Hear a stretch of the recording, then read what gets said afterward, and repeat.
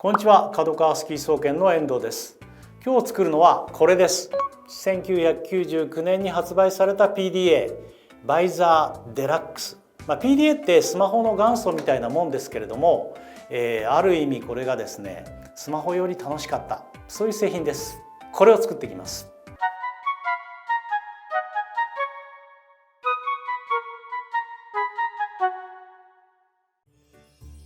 1990年代に入って手で持って使えるデバイスが注目され始めます。日本だと電子手帳からザウルスになった。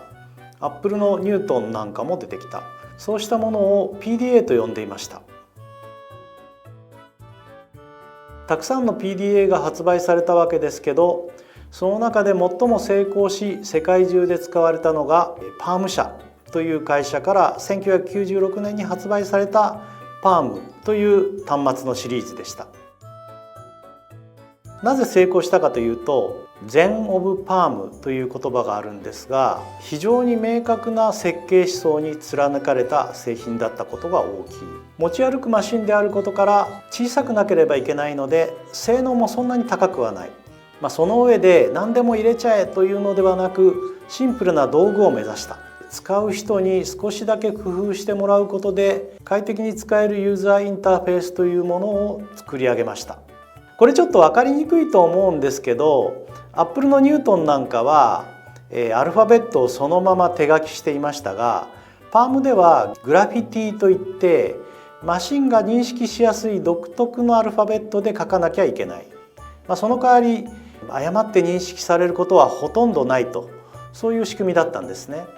もちろんニュートンにはニュートンの考え方があったわけですけれども、このシンプルな道具を求めるような感覚が受け入れられた。今日作るバイザーデラックスはこのパームの OS をそのまま使って、パームの開発者ジェフ・ホーキンスが改めて開発した端末です。彼のハンドスプリングという会社から1999年、日本では2000年に発売された PDA です。それでこのマシンが今のスマホより楽しかった理由ですが、本体裏側にスプリングボードという拡張モジュールを取り付けることができた。ここに GPS とかデジタルカメラとか電話になるモジュールなんかもつけることができたんですね。ということでできました。バイザーデラックスはグラファイト、ブルー、アイス、オレンジ、グリーンの5色があったんですけれども、今日のこの透明なアイスは僕も買った端末です。世界的に有名なアイディオというデザイン会社によるものでした。バイザーのシリーズではその後バイザーエッジという商品が出ますけれども、このエッジって DDI ポケットのエッジから取られたという噂がありますね。公式な情報じゃないですけれども、来週も作ります。見てください。